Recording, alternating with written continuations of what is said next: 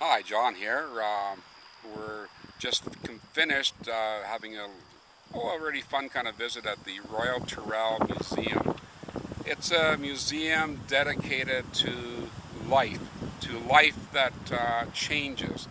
It may even bring in that word that seems to strike fear into the hearts of some Christians, evolution. But really, evolution is simply stating that over a period of time, life changes.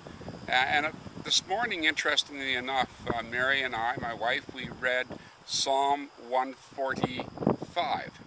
And it talked about basically about the celebration of life, that everything that God made, God loved, and that one of our roles as a believer, as a member of a believing community, is to meditate on life, because by meditating on life, we meditate on God and God's creation.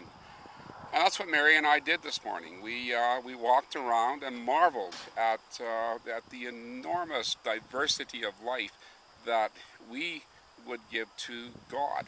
Now, we're not arguing about the mechanisms that God has chosen. It seems like the mechanism that God has chosen to create this diversity is evolution, and that makes sense. And it's not up to us to question the whys or wherefores of why God chose this one way of doing things rather than just simply snapping his divine finger, so to speak. This is the way, obviously, that God designed it, and it's beautiful, it's good. As Genesis says, it is good. And I felt this morning that I wasn't in a place that made me feel less of in a sacred moment, less I'm struggling here for the words, but I'm looking at all, there's so much beauty around me as well, and so much sun too. But it didn't bring God out of mind for me. It actually did quite the opposite. It put God in mind.